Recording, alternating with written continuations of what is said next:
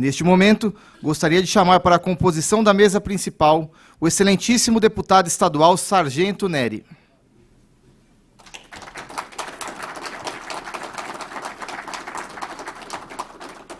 Dr. Thomas Fitterman Tedesco, da Defensoria Pública do Estado de São Paulo.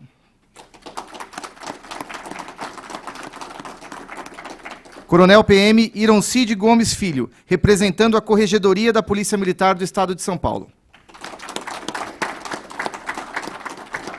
Dr. Pedro Eduardo de Camargo Elias, diretor primeiro secretário da Associação Paulista do Ministério Público. Senhor Fábio Full, representando a Polícia Civil do Estado de São Paulo. Lúcia Helena Sarnelli Ferreira dos Santos, presidente do Sindicato dos Trabalhadores em Telemática Policial do Estado de São Paulo. Doutora Lalissa Torqueto, presidente da Comissão de Direito Militar e Comissão de Segurança Pública da OAB Subseção São Caetano do Sul, secretária-geral da Comissão de Direito Militar da OAB São Paulo e conselheira municipal de segurança em São Caetano.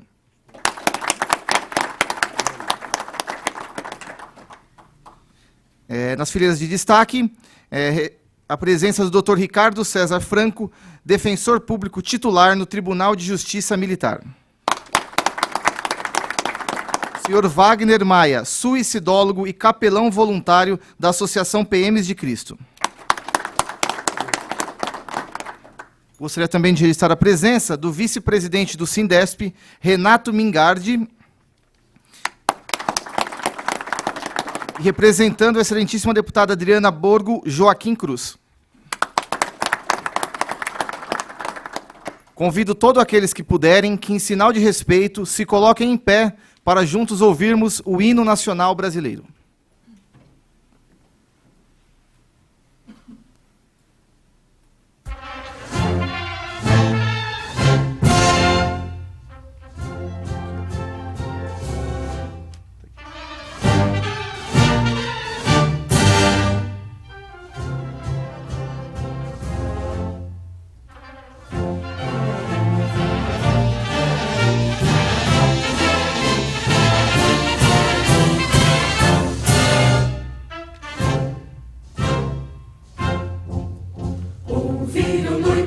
As margens plácidas de um povo heróico, brado retumbante, e o sol da liberdade em raios fúlgidos brilhou no céu da pátria nesse instante.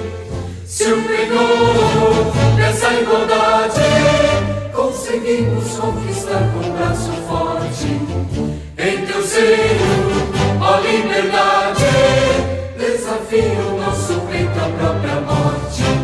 Ó pátria amada, idolatrada, salve, salve, Brasil, um sonho intenso, um raio vívido, de amor e de esperança a terra desce, sem teu formoso céu risonho e límpido, a imagem do cruzeiro resplandece, gigante pela própria natureza, és bela, és forte, impávido, colosso, e o teu futuro espelha essa grandeza, terra dourada, entre outras mil és do Brasil, a pátria amada, dos filhos desse sol és mãe gentil, pátria amada, Brasil.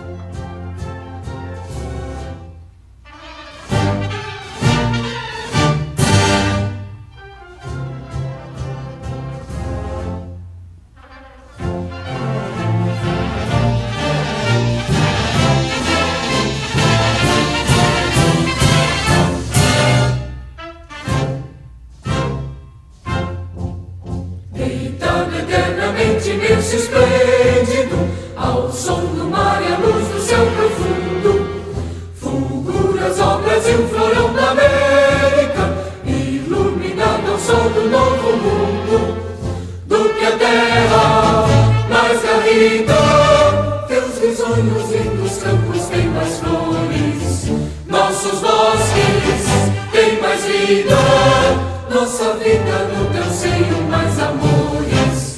Ó pátria amada, idolatrada, salve, salve, Brasil de amor eterno seja símbolo, olá para o que os tempos estrelado, e digam verde louro desta fábula, mas no futuro e glória no passado.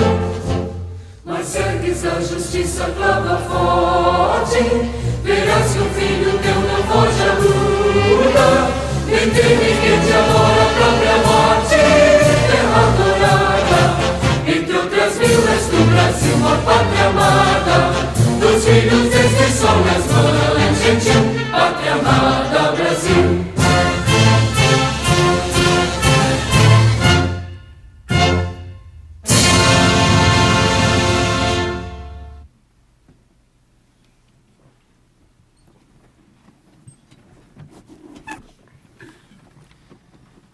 Neste momento, passo a presidência desta sessão solene ao excelentíssimo deputado estadual, Sargento Nery. Boa noite a todos. Fica desde já aberto a frente parlamentar. Quero agradecer ao Dr. Tomás, que sempre está comigo lá no gabinete, sempre procurando ajudar os agentes de segurança pública. E na pessoa do Dr. Tomás, quero agradecer toda a Defensoria Pública por sempre estar no meu gabinete, por sempre abrir as portas para esses agentes. E esse trabalho que, mesmo havendo um ADIM, o senhor deu continuidade e muito favoreceu os agentes através do doutor. Obrigado. Ao Coronel Ironcide Gomes Filho, na pessoa dele não posso deixar de agradecer um grande amigo, que é o Coronel Marcelino, uma pessoa que sempre me recebe bem lá. Me disse que o senhor é um conhecedor da matéria, fiquei feliz, porque com certeza nós vamos conseguir aqui fazer um debate bem técnico, que venha a favorecer cada vez mais os nossos policiais militares, não que nós não tenhamos condições de cobrar, mas que tenhamos o equilíbrio da balança, né, naquilo que precisa. Então, obrigado pela presença, é um imenso prazer recebê-lo. Dr. Pedro Eduardo Camargo Elias, secretário da Associação Paulista do Ministério Público, que também muito me ajuda, sempre estão conosco aqui no gabinete, tudo que pedimos sempre estão cordialmente nos ajudando. Fábio Fur, presidente da Polícia Civil, um grande amigo, um combatente, uma pessoa que posso falar que é um irmão, né? Sim, sim. Então, obrigado pela presença. A senhora Lúcia Helena Sarnelli Ferreira Santos, presidente do Sindicato dos Trabalhadores, Telemática, policial do Estado de São Paulo. Fiquei muito, mas muito feliz da senhora estar aqui. Porque essa frente não é da Polícia Militar, é da Polícia Civil. É num contexto geral dos agentes de segurança pública. Às vezes, por uma questão técnica, a SAP, os agentes penitenciários estão na SAP, porque quem prende não pode ser o tutor do preso. Então, por isso que ela foi para a secretaria, mas não deixa de fazer parte desse contexto dessa frente parlamentar. Está o Paulo ali, que é a gente, um grande amigo. Então, obrigado pela presença. A doutora Larissa Torqueto, presidente da Comissão de Direitos do Direito Militar e Comissão de Segurança Pública da Ordem.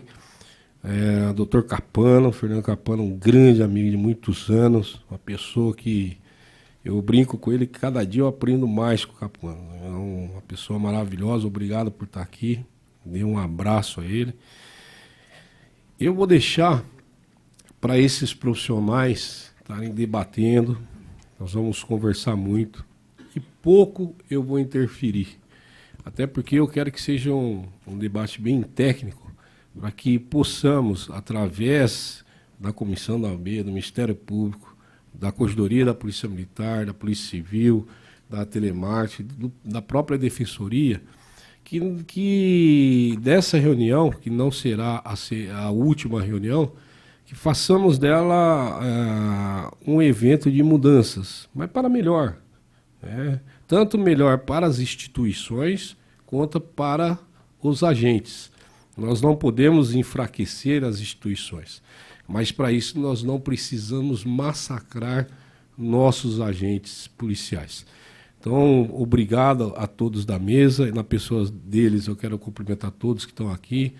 Eu quero agradecer muito a minha assessoria, que está presente, vem trabalhando incansavelmente, né, para trazer bons frutos para esses agentes. Até porque, quando eu faço um projeto de lei, eu não viso a polícia militar. Então, nós fizemos um projeto de lei pedindo 10% das vagas das universidades paulistas. Então, eu pedi para todos. E por felicidade e por sorte, por um trabalho bem feito do jurídico do gabinete, nós conseguimos passar pela CCJ, que é a comissão mais difícil de se trabalhar hoje na casa, porque tem que estar com tudo bonitinho, tudo dentro do aspecto legal. Então, nós conseguimos já passar esse projeto para todos. É a mesma coisa, você acompanhou o projeto de lei 251, que eu criei também para todos os agentes, que é do sigilo dos dados dos policiais, seja no boletim de ocorrência, no processo, ou em qualquer âmbito comercial ou público, privado e público. Por quê? Para garantir a segurança dos nossos policiais. E o que eu peço nesse projeto? E passou pela CCJ também. Que conste o primeiro nome, o registro especial e o endereço da secretaria, seja a SAP ou a Secretaria de Segurança Pública. Então, já não vai ficar tão vulnerável a residência do policial, a família do policial. Então, nossos projetos do meu gabinete é sempre voltado para todos os agentes. É claro que alguns é específico, tanto para a Polícia Militar quanto para a Polícia Civil. E essa frente, hoje nós estamos tratando objetivamente de processos administrativos e regulamentos. Mas é uma frente que trata também da educação, trata da moradia, trata do salário do policial, porque eu acho que nós temos condições com essa frente, levar vários assuntos e promover ideias, promover pedidos para o governo para que cada vez mais melhore a situação dos nossos policiais. Obrigado a todos e que Deus nos abençoe nessa noite. Registrar e agradecer a participação e a presença do senhor Lourival Martins e Danilo Ferrarini, representando a Polícia Civil aqui da Assembleia Legislativa do Estado de São Paulo. Neste momento, concedemos a palavra ao Dr. Tomás Fitterman Tedesco.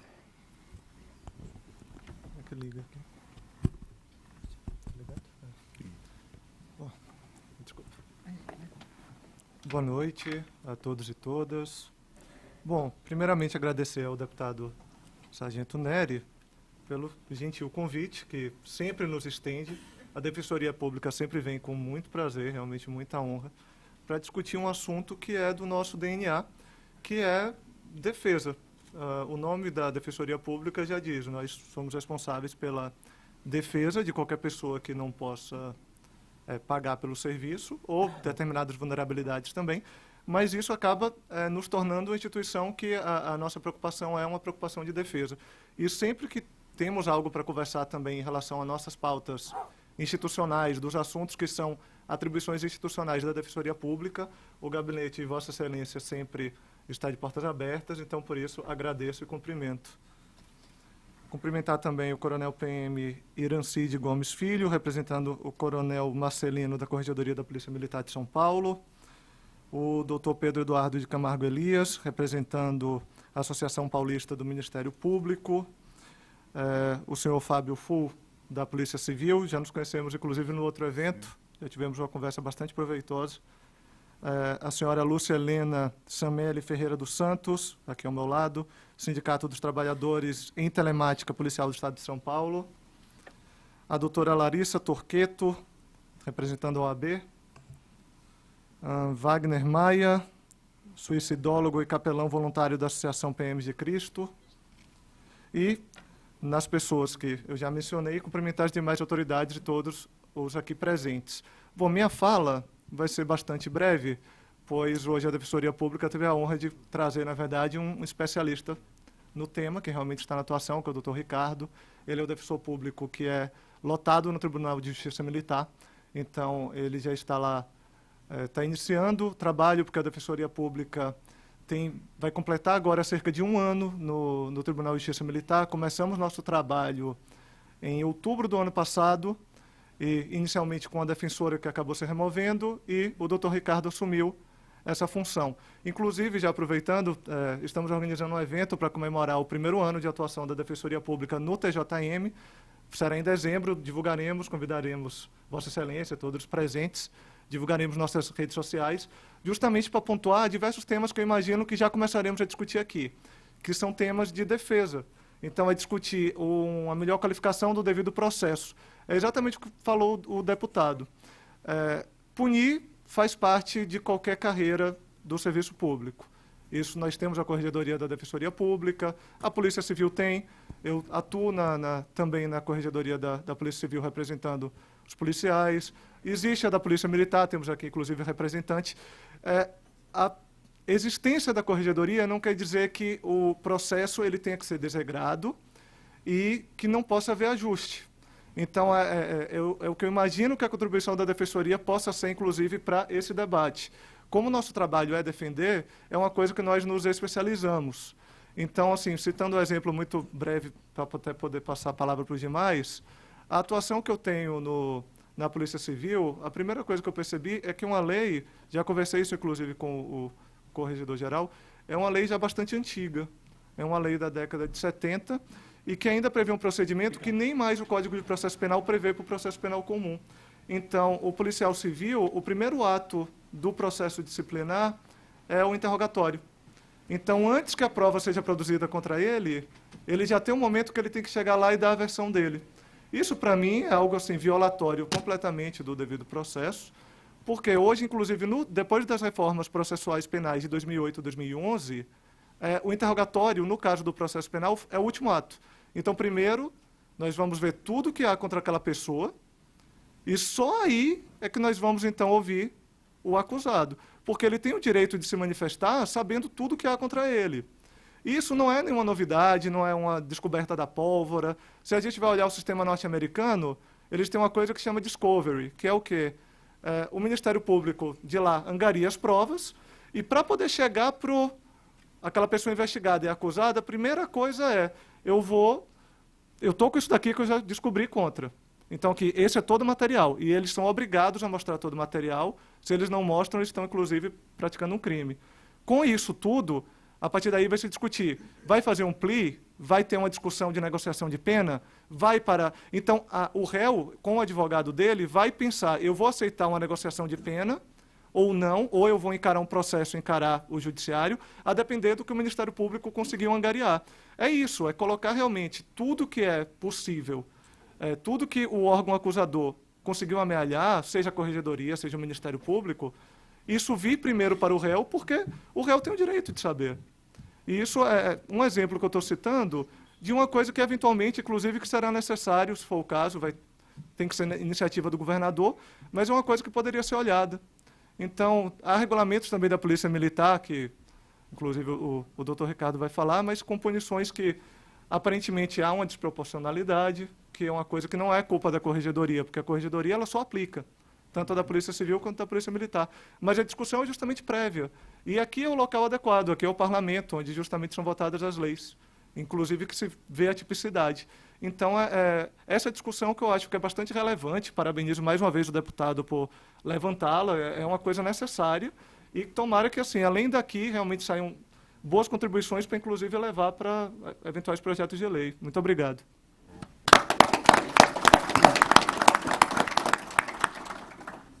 Convidamos agora para fazer uso da palavra o Coronel PM Ironcide Gomes Filho.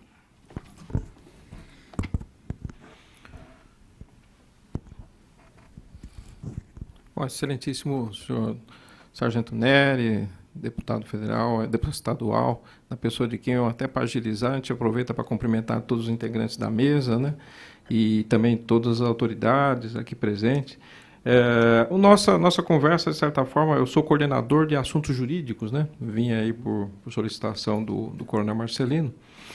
E eu gostei muito, já desde o começo, né? Primeiro eu gostaria de parabenizar até pelo evento, acho que é um evento importantíssimo. Toda vez que a gente fala em defender os direitos do policial, né? Eu acho que isso é muito importante, né? Quando eu vi ali defender quem nos defenda, né? Eu estava até conversando com a doutora Larissa, foi um dos temas que nós colocamos, inclusive num dos seminários que nós fizemos, né? Nós já fizemos vários seminários lá pela coordenadoria, e nesses seminários nós procuramos focar, eu trouxe algumas coisas, mas principalmente num tema que para a gente mexe muito, que é aquilo que foi muito bem colocado aqui, que é a situação da defesa do policial militar, né? Então nós sentimos ao longo aí da nossa carreira, né, 33 anos de polícia, que o policial realmente, o policial de uma forma geral, não só o policial militar, né, ele não tem uma defesa, né? Ele não tem uma defesa, tanto no administrativo, como muitas vezes civil, criminal na justiça militar, né, e tal. Hoje nós temos lá, eu acompanhei até com o Dr. Davi Depineu, uma pessoa maravilhosa, né, que a gente tem até uma certa amizade, quando ele foi lá, né, que houve a posse, o pessoal lá no dia da justiça militar falou, poxa, até pouco, né, só um defensor, tinha um defensor, não sei se ainda continua, mas era um defensor só. Né? Um que vale por 20. Ricardo. Não, a gente imagina que o trabalho realmente, mas ali, independentemente disso, lá o volume também é alto, né? Então, assim, o que a gente percebe, e agora mesmo eu estava conversando, o pessoal perguntou a respeito da defesa do policial, falou, não, mas existe um defensor, nós estamos falando de 85 mil homens, né, ou mais aí, então não é só isso, né? Nós não temos só criminal, né? Só na parte administrativa nós temos um volume monstruoso, né? E isso impacta muito o orçamento do policial, impacta muito, porque no mínimo um PD aí ele está gastando na faixa de 2, 3, 5 mil reais, né? E é o que a gente conversa, né? O pessoal, por infelicidade, se for cair aí num tribunal do júri, então, se ficar só na fase da denúncia, ele vai gastar uns 25 mil. Se for para pronúncia, ele está gastando quase 50. O policial não tem isso para gastar, minha gente, né? Ele precisa ter uma defesa, né? E a gente, desde que a gente assumiu lá a coordenadoria de assuntos jurídicos, né, nós viemos trabalhando esse assunto, né, esse tema. Aqui eu quero depois deixar até para complementar a doutora Larissa, né, uma amiga muito querida aí pela OAB, né, a gente vem tentando esse desenvolvimento do assunto junto à OAB, né, vem encontrando, graças a Deus, aí, eco, né, nós temos aí esse ano a Comissão de Direito Militar, né, aqui em São Paulo, fora, né, lá no São Caetano, também aqui em São Paulo nós temos uma Comissão de Direito Militar, faço parte também como consultor, né, Dr. Fernando Capano, que até o senhor salientou, excelente, uma pessoa maravilhosa, que a gente vem aí fazendo um trabalho muito bom, né? E tudo nesse sentido, da gente tentar alguma defesa. Hoje, o que nós, basicamente, que a gente vê que está caminhando, e com certeza, né, o senhor sabe disso, né, a situação da alteração lá da 452, né, o 35, mas aquela alteração da 452, mesmo passando, né, aquela alteração, ela praticamente remete para a regulamentação, que é um decreto, né, que vai disciplinar alguns crimes, né? Mas como a gente volta a colocar, não é só a situação de crime, né? Nós temos a parte administrativa que é pesadíssima. O policial hoje tem muito PD, ele responde, ele precisa dessa defesa, né? Então, uma das propostas que nós fizemos foi feito, até para que o senhor saiba, nós fizemos um grupo de trabalho. Esse grupo de trabalho teve um desenvolvimento, foi feita uma comparação, inclusive, com outras polícias de outros países, né? E nós chegamos aí a algumas propostas, né? Entre elas, nós chegamos a propor um conselho de defesa na época, né? O que a gente chamou de Condeforce, né? Porque seria um conselho de defesa das forças de segurança, né? Porque nada era focado somente na polícia militar, né? Nós pensamos em toda a força de segurança, porque não é só o policial militar que precisa, né? Todo mundo que está nessa situação precisa e não tem defesa, né? Não é que é só o policial militar que não tem, o civil também não tem, né? SAP, então não tem essa defesa, né? Isso impacta muito, né? Consideravelmente aí no orçamento do policial. Então nós propomos isso, eu espero, eu deixo para a doutora Larissa até dar né, uma continuidade nisso, que é uma pessoa que trabalhou com a gente no desenvolvimento, fez parte, inclusive, né, do grupo de trabalho, né, para a gente desenvolver isso aqui. Então, nós temos aí outros assuntos, mas eu acho que para não perder o foco, né, eu acho que esse assunto é importante, né? Por isso que a gente gostaria de salientar esse aí da defesa. Eu achei muito legal quando foi dado o gancho aí da defesa, eu falei, pô, é esse mesmo, né? Eu acho que alguém está falando que eu tenho que falar desse, né? Então já separamos esse porque eu acho que esse é fundamental. O policial precisa de defesa, ele precisa de alguém que o defenda. Lógico, a gente aqui vai fazer jus até a nossa natureza, né, escutar mais do que falar, né, então vou procurar anotar muita coisa para a gente levar e propor aí, junto com o Coronel Marcelino, com ela, a pessoa está sempre aberta, né, a gente fazer alguma alteração que precise para tentar agilizar. Esse dia eu estava conversando com o pessoal da OAB sobre, eventualmente, peticionamento eletrônico. Eu falei, poxa, já passou da hora, né? Ainda mais agora com essa situação do governo do São Paulo sem papel, tudo, foi mais ainda que a gente tem que ir por esse sentido, né? De peticionamento eletrônico. Eu, desde que tenha uma certificação, alguma coisa que né, desse garantia, segurança à administração, ninguém tem que ser contra, né? Até porque agiliza e o advogado não tem que ficar se deslocando à toa até a unidade, né? Então isso aí dá para a gente fazer, né? Eu acho que já passou da hora de se fazer, né? Mas nós gostaríamos só de fechar com esse foco, né? O principal para nós aqui, além de tudo que nós vamos anotar aqui para poder, acho que, levar aí como, né, para propor alteração, alguma coisa, mas focar nesse tema. E aí eu deixo depois para a doutora Larissa dar continuidade. Obrigado. Vou deixar em aberto aos convidados, para que depois da apresentação, nós vamos deixar o debate bem tranquilo, né? Quem quiser interromper, perguntar, complementar, para não ficar uma coisa muito formal, porque eu acho que aí, né, doutor, acaba até rendendo mais o assunto. Eu acho que a defesa é um dos pontos principais, porque eu vejo que os agentes eles são punidos pela ineficiência da defesa, muitas vezes, né? Mas pode prosseguir, Ricardo. Neste momento, concedemos a palavra ao Dr. Pedro Eduardo de Camargo Elias. Boa noite a todos. Eu queria cumprimentar primeiramente Sua Excelência, o deputado estadual Sargento Nery, agradecer o convite, trago um abraço do nosso presidente da Associação Paulista do Ministério Público, o Dr. Paulo Penteado, e toda a associação. Nós somos sempre muito bem recebidos pelo deputado Sargento Nery, que nos recebe, nos ouve. É sempre um prazer poder estar no evento presidido por Vossa Excelência. Peço também licença para, em nome de Vossa Excelência, cumprimentar as demais autoridades e pessoas presentes aqui no auditório. O tema dos direitos humanos da Polícia Civil, Militar e das demais forças de segurança é muito caro para nós do Ministério Público, particularmente para nós da Associação Paulista do Ministério Público. Primeiramente, porque nós trabalhamos juntos com as forças de segurança, tanto civil quanto militar, e as demais forças os agentes de segurança penitenciários, guardas civis e demais agentes de segurança.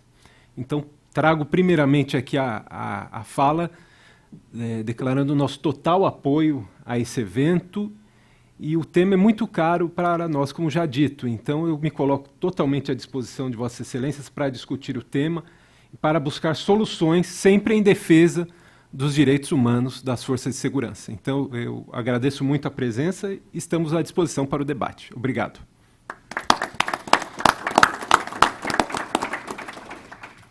Dando sequência, concedemos a palavra ao Fábio Full.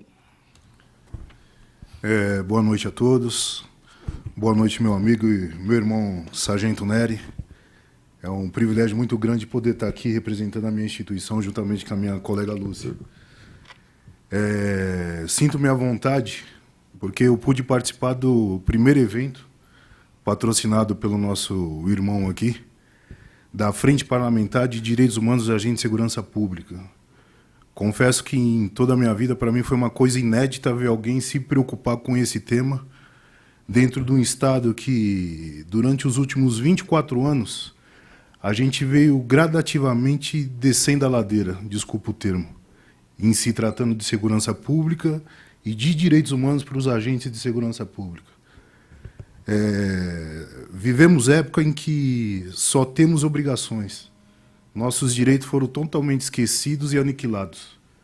E falo isso porque ainda estou na atividade, estou na linha de frente. E sinto isso no dia a dia. Trabalhando certo, a gente prende, não podemos nem dizer prendemos o vagabundo, se referir a esse termo. A gente prende o marginal, só que o momento que ele é levado para o ML, para audiência de custódia, se ele falar que a gente olhou com cara feia, ele vai para casa e a gente vai para a corregedoria responder por isso.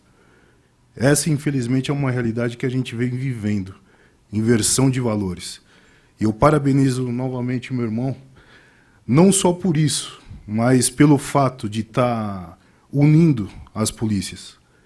Sinto feliz porque, junto com ele, no gabinete dele, a gente aprendeu a dar as mãos e poder sair para a rua junto, porque é o que eu digo para todo mundo, costumo falar para ele, o bandido, quando ele vem buscar um de nós para ser batizado, para levar fama dentro do crime, ele não escolhe arma, ele não escolhe uniforme, ele não vê funcional, ele não vê quem é pai de família, quem é filho, quem é mãe.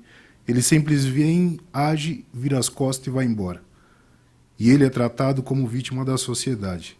E nós como os algozes, sabe? Infelizmente, essa é uma realidade triste que a gente vem vivendo.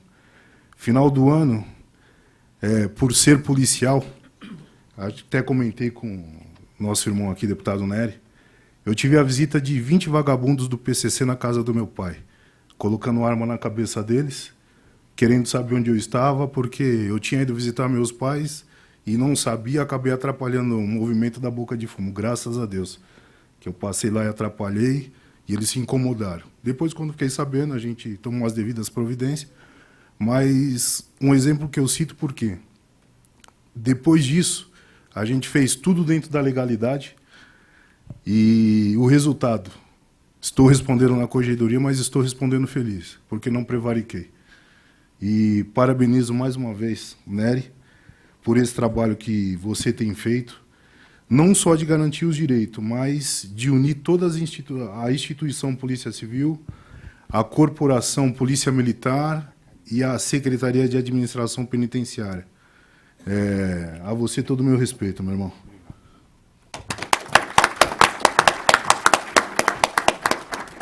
Neste momento, concedemos a palavra à senhora Lúcia Helena Sarnelli Ferreira dos Santos.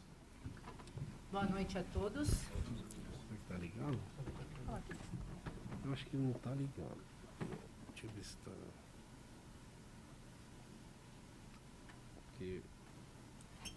Agora. Desculpa. De novo, boa noite a todos. Boa noite a todos da mesa. Realmente é um prazer, deputado Sargento Nery, a alegria que eu sinto porque meu pai era sargento. Tenho vários familiares. Pessoa da melhor qualidade, viu? Não tenha dúvida. Não tenha dúvida, por isso que eu estou muito feliz aqui. Tenho outros parentes também que são militares. Eu saí um pouquinho fora e vim para a civil.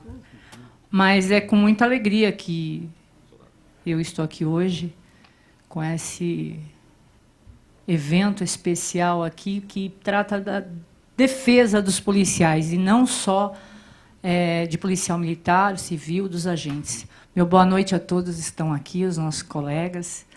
E não fui ser polícia, deputado, porque meramente eu teria estabilidade. É porque está no meu sangue. 27 anos de polícia que eu tenho. Na polícia aprendi a fazer de tudo. Eu não sou só agente de telecomunicações. Eu aprendi a levar preso para a cadeia, fazer revista, bater grade, planilhar, etc. E até por causa disso, alguns perigos a gente toma, né? Quando a gente está procurando ajudar os colegas, né, por falta até de funcionários, a gente acaba indo para a corregedoria. Né? E chega lá, realmente, doutor Tomás, a gente vê que os nossos direitos são cerceados. Nós somos os últimos a serem ouvidos e já está decretado e você já é mandado embora. Muito antes até da justiça comum. E aí nós vemos vários policiais, eu vi que tem um nosso colega aqui, que estão lutando para voltar, porque não tiveram o direito de ter uma boa defesa. Então, É com alegria que eu vejo isso, concordo também com o FU, né? Que nós estamos aí para bater a nossa cara.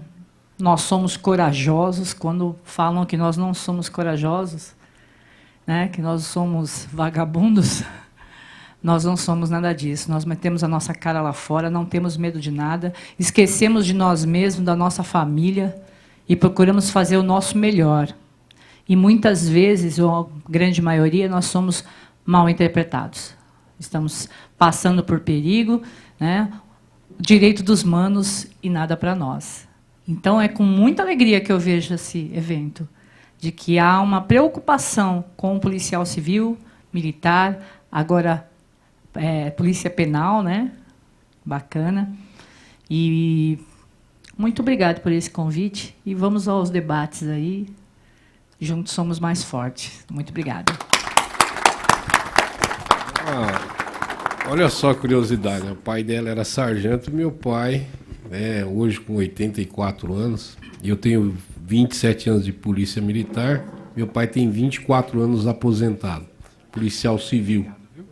Né? E eu tenho um irmão, que o Paulo sabe, que hoje é polícia judiciária. Então não tem como não ter carinho por todas essas classes, né? Então fica essa coincidência.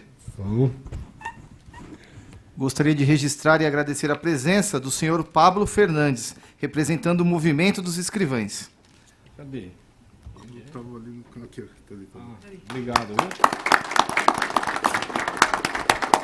Registrar também a presença do soldado Zacarias, presidente do Ondas.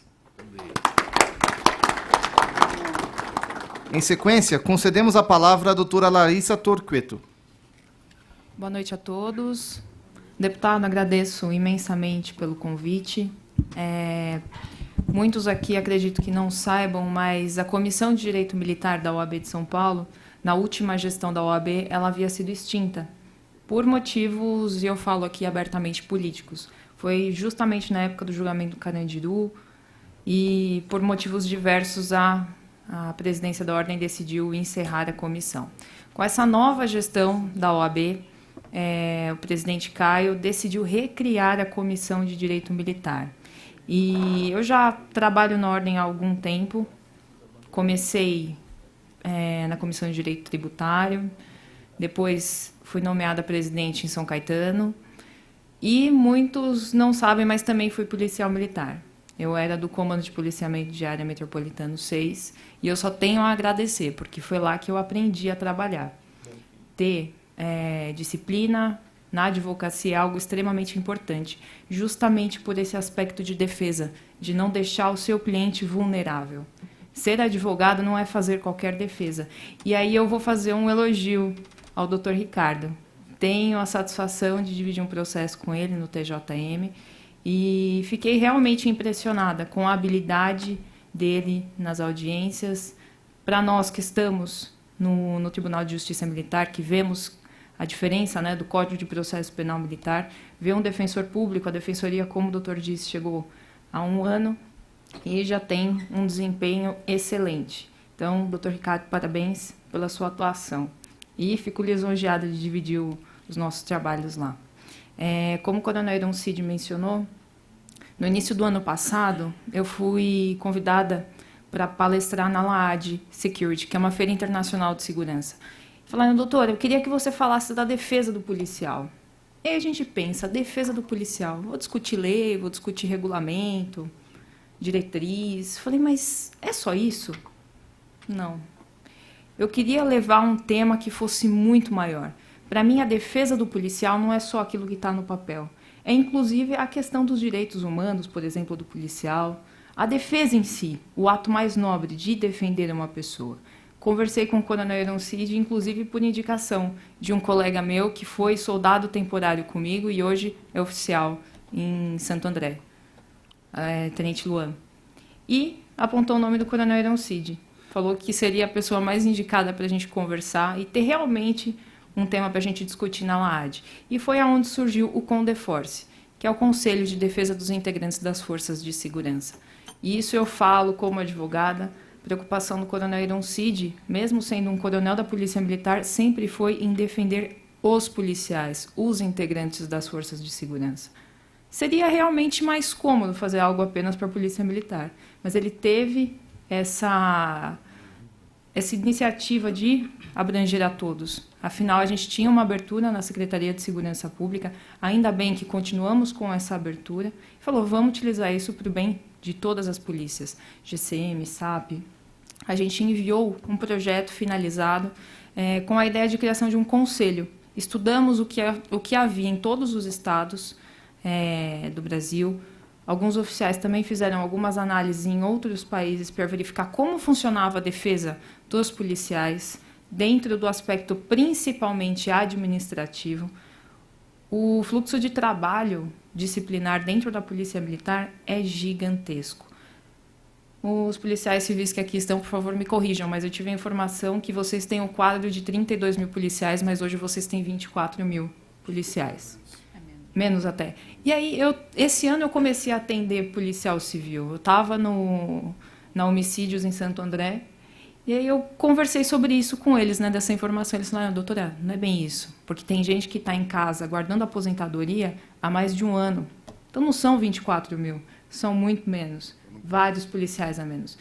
E aí você vê uma divisão, a seção de homicídios, por exemplo, de Santo André, vazia. Vazia, não tem policial para trabalhar. E quem está lá é sobrecarregado. E é engraçado como as coisas vão se ligando, né? Eu iniciei uma pós agora em Direito Administrativo e a gente estava falando da questão de interesse público, né? De responsabilidade do Estado. E aí a gente teve a votação do RPV. Aí eu faço uma lógica. Você diminui o valor do RPV, por exemplo. Você vai pagar menos ações agora. Os juros estão aumentando. Então, eu não estou pensando no Estado. Vamos ser bem sinceros. Porque o Estado vai tomar um tombo muito maior lá na frente com o precatório. Porque vai ter que pagar uma hora. E aí, esse policial, por que tem que pagar, né, o RPV? Por que tem que pagar o precatório? Porque o Estado está atuando de maneira ilegal. E aí você vê os policiais civis, por exemplo, com desvio de função. É o carcereiro fazendo o papel do investigador. E aí eu condeno o Estado, e tem a condenação para o Estado. Por que o Estado não regulariza isso?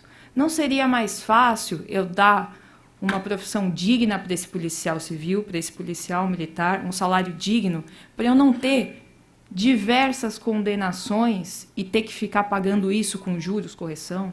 Por que vale a pena deixar o nosso policial em uma situação de vulnerabilidade? Por quê? Compensa para quem? Porque, para mim, quando um policial tomba em serviço, a sociedade também tomba.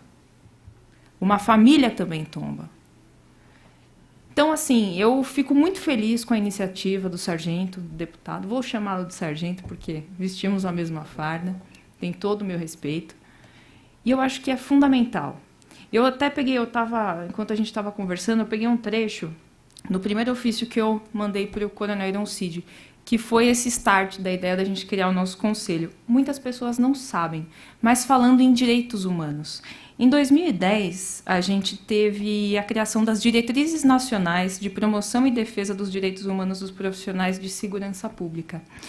E no item 39, expressamente essa diretriz diz que seria a atribuição da União, dos Estados, criar parcerias com defensorias públicas, serviços de atendimento jurídico de faculdades de direito, núcleos de advocacia pro bono e outras instâncias de advocacia gratuita para assessoramento e defesa dos profissionais de segurança pública, em casos decorrentes de exercício profissional. Gente, isso é de 2010. E até me arrepia, porque eu, como advogada, e aqui eu tenho uma testemunha, eu já recebi críticas veladas por fazer advocacia pro bono para policial que não tem dinheiro para pagar. Vocês acham que eu vou fazer um policial, e até me emociona quando eu falo isso, tirar R$100 da compra de mês dele para me pagar? É justo um policial passar fome e morrer e deixar uma família inteira? O meu marido também é policial. E o meu filho está sentado ali. Eu estou numa sexta-feira à noite aqui, como advogada. Mas eu não esqueço a farda que eu vesti. Então, sargento, parabéns. Parabéns a todos que estão aqui. E eu tenho certeza que daqui a gente vai conseguir muita coisa. Obrigada.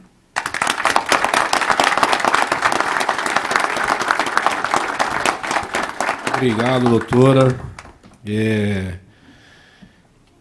Esse tema, nós até marcarmos o terceiro evento, que vai ter o outro evento, eu vou propor para todos da mesa que façamos aí pelo menos um encontro no mês, para que esse grupo, né, que tem representante aqui de várias forças, possam criar pelo menos uma sugestão às corporações e até o próprio governo do Estado.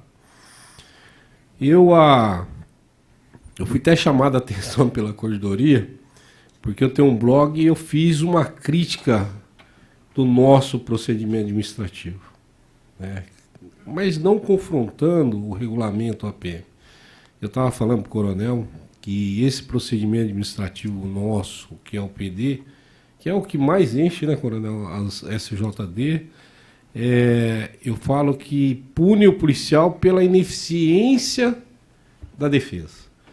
Porque qual policial hoje, que ele não sendo formado em direito, não estando atuando diariamente, tem condições de fazer uma sustentação oral?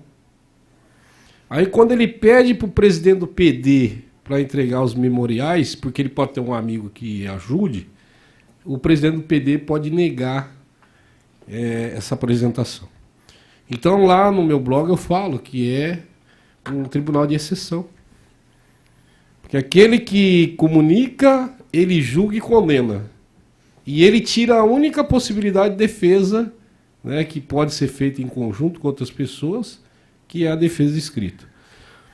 É claro que eu estou falando da Polícia Militar, mas não de forma a condenar a corporação por isso. Eu converso muito com o coronel Marcelino, uma pessoa maravilhosa, cabeça aberta. Eu acho que nós precisamos mudar.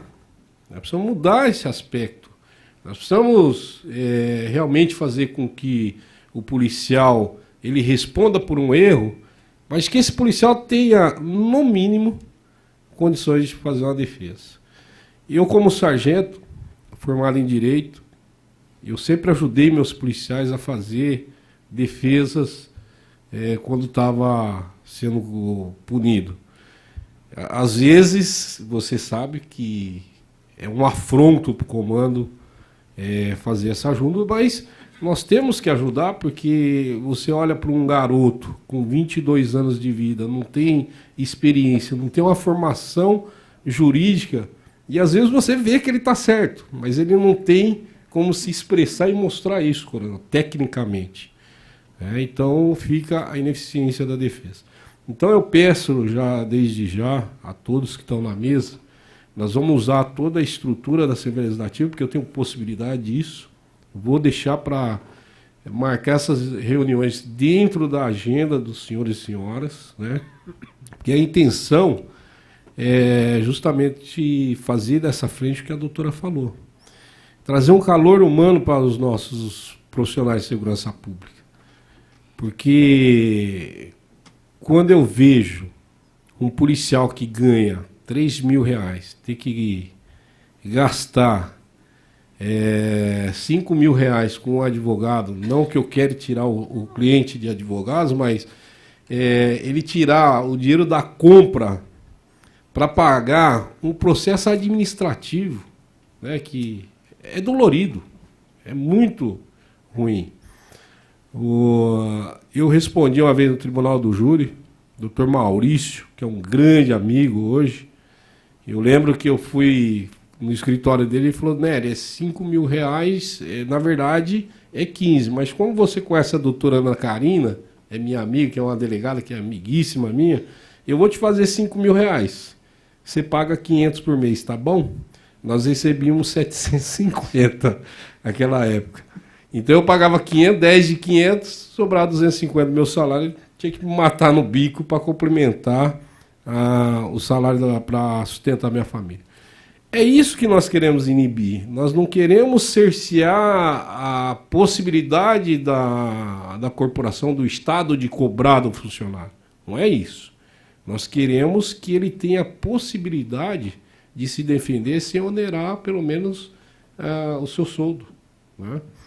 Então, desde já agradeço, senhores. Eu acho que, doutora, com esse time aqui é impossível não sair alguma coisa boa para todos os agentes. Eu tenho convicção que essa frente parlamentar vai trazer muita coisa boa. Porque, por enquanto, nós fizemos só a abertura e estamos tratando do primeiro tema que vai se desenvolver. E esse grupo que vai escolher o próximo tema para nós conversarmos. Porque está tudo envolvido dentro dos direitos humanos. O que nós não podemos é negar esse direito para os nossos agentes e fazer com que esse direito seja uma ferramenta de acusação para ele em defesa do outro. E para ele não tem essa defesa como direitos humanos. Então vem o Ministério Público, que eu confio muito também, né, sempre está ao meu lado aí nos pedidos, e eu tenho certeza e convicção da seriedade dessa entidade, da Defensoria, e nós, representantes das corporações, né, tenho certeza que vamos levar dessa frente parlamentar e dizer aos nossos policiais e agentes, olha, nós estamos trabalhando, não é para passar a mão na tua cabeça, nós estamos trabalhando para que você realmente tenha a possibilidade de se defender, de ter a sua voz ecoada no Estado, falando, eu também sou um ser humano. E está aqui uma pessoa competente dentro da Polícia Militar, que tem um currículo maravilhoso, que é o Coronel Ironcide. E eu tenho certeza que desse trabalho, Coronel, o senhor consiga levar para o comando, o Coronel Salles, que vem fazendo um trabalho sério, ao nosso corregedor, para que a gente amenize um pouco até a quantidade de procedimento. Nós não podemos fazer do procedimento uma máquina punitiva. Eu até brinquei com o coronel lá, eu falei, às vezes, você chama o polícia, dá uma bronca nele, já está resolvido. Né? Você pega, você tem filho? Tem. Deixa eu ver a foto dele. Aí você olha e fala assim, você ama ele? Você tem certeza do que você está fazendo? Às vezes só isso já resolve o problema. Não é tudo é papel. Né? Infelizmente, a senhora tocou no assunto dos precatórios. Nós perdemos na casa. Eu lutei muito para que o governo fosse derrotado, porque eu sei a consequência disso. São 611 mil famílias. Eu fiz um desabafo no dia, eu quase infartei quando eu vi a manobra que fizeram para aprovar isso. Porque pode se esconder da população que não conhece o parlamento, que não conhece os bastidores. Mas nós que estamos aqui, não adianta querer vir esconder. Essa negociata ordinária com o governo, do bonzinho e do malzinho, e dá 2, 3 votos para o governo. Então foi lastimável. Eu acho que foi a maior derrota que o funcionalismo público teve em todo esse tempo.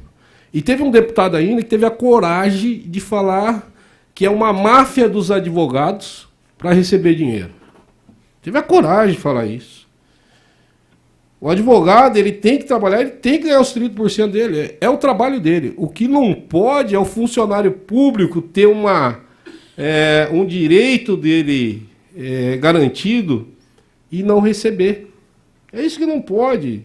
O Estado, ele tem que começar a ser um bom pagador. Então, desde já agradeço, fica o convite. No final nós vamos ligar com as senhoras e os senhores e montar esse grupo.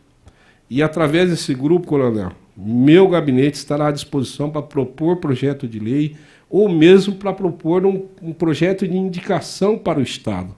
Mas será do Sargento Nery? Não. Levará o nome de todos. Será dessa frente parlamentar. Porque o trabalho não tem que ser do deputado. Esse trabalho tem que ser de todas as instituições que estão aqui envolvidas. Então, parabéns a todos por nós estarmos aqui nessa sexta-feira discutindo. Não é um tema, nós estamos discutindo vidas, pode ter certeza. E isso mostra pela quantidade de suicídio que nós temos. Ah, mas é levado pela a influência de processo? Não é só isso, mas é influenciado pelo salário, falta de moradia, pelos processos administrativos, por tudo. E aqui nós temos a possibilidade de discutir tudo isso. E temos o mecanismo, ferramenta, né, que a Assembleia nos favorece para realmente buscar qualquer tipo de assunto, qualquer tipo de ferramenta que vai possibilitar aos senhores e senhoras a montar esse projeto. Então, obrigado.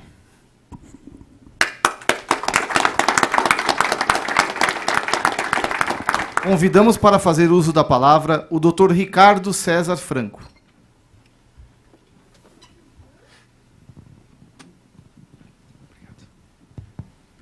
Excelentíssimo deputado Sargento Nery, com grande alegria que representamos hoje, Tomás e eu, a Defensoria Pública do Estado de São Paulo, nessa casa, uma casa democrática também, que traz a possibilidade de um debate enriquecedor, um debate que se faz necessário e que a sociedade busca, de fato, ouvir para verificar e ter o acompanhamento do trabalho de Vossa Excelência, do trabalho dessa casa e buscando a ciência mais plena possível sobre a defesa dos agentes de segurança do Estado de São Paulo. Vossa Excelência hoje tem a possibilidade com o plenário que aqui se faz presente, com as autoridades que se fazem presentes também, dedicar uma resposta, dedicar uma devolutiva à sociedade sobre esse tema relevante. Eu tive a curiosidade de verificar no site da Assembleia Legislativa com relação à constituição da Frente Parlamentar, que Vossa Excelência é o coordenador e é uma das maiores da Casa.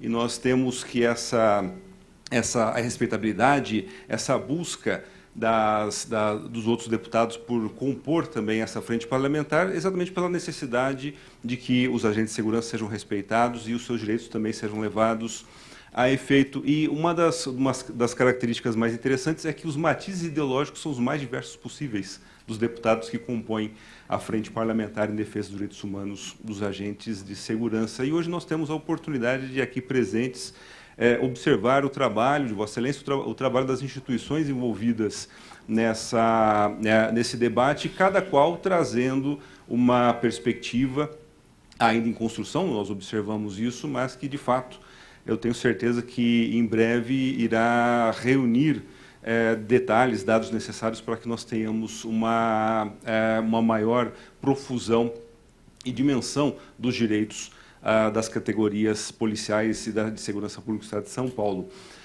Uma característica que foi trazida já na palavra do Tomás durante a sua apresentação, o fato de que nós temos que caracterizar, e talvez as várias reuniões ajudem exatamente essa característica, o fato de que direitos humanos nós estamos tratando, direitos humanos relativos às categorias policiais, aos agentes de segurança de uma forma geral, mas quando nós falamos de direitos humanos, aqueles que temos, Vossa Excelência, inclusive, formação como bacharel em Direito, lembra de uma expressão muito próxima daqueles que atuam com o direito, que é exatamente os direitos fundamentais que nós encontramos na Carta Constitucional de 1988, no seu artigo 5º. E nós observamos muitos desses direitos fundamentais, desses direitos humanos, que se referem ao direito da defesa. E nós observamos, muitas vezes, na seara de um Estado democrático de direito, como é o Estado brasileiro, que muitos dos direitos, muitos dos direitos que essa Carta possui, muitos dos direitos que estão disponíveis à população, muitas vezes esquecidos, eles são revalidados diretamente, eles são relembrados e são peticionados de acordo com a atividade da defesa, da atividade que um advogado, um defensor público, um promotor de justiça também, como fiscal da lei, tem para fazer valer esses direitos, que de fato existem, mas muitas vezes esquecidos. Na sociedade, nós observamos muitas vezes aquela expressão direitos humanos para humanos direitos, mas nós sabemos que os direitos humanos eles são coextensivos a todos os cidadãos. E nós devemos nos lembrar dessa circunstância, porque muitas vezes há uma sede ou uma organização voltada para a dedicar esses direitos humanos, a garantia desses direitos humanos para determinadas classes, determinados grupos e outros grupos que eventualmente não têm uma organização muito firme, se esquecem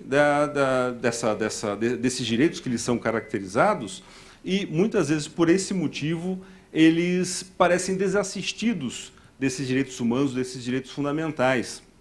E, de fato, eu acredito que uma frente parlamentar como essa se faz necessária para que os agentes de segurança, os policiais militares, os policiais civis se recordem que estão garantidos também por essa Constituição, pela Constituição Federal, estão garantidos pelo artigo 5º da Constituição Federal, e que essas garantias muitas vezes são levadas a efeito, não por um indivíduo propriamente dito, mas por uma corporação, por um grupo e, eventualmente, também por uma instituição, como, no caso, a Defensoria Pública do Estado de São Paulo, o Ministério Público do Estado de São Paulo e a Ordem dos Advogados do Brasil. Hoje nós temos nessa mesa alguns luminares que compõem essas corporações, essas instituições.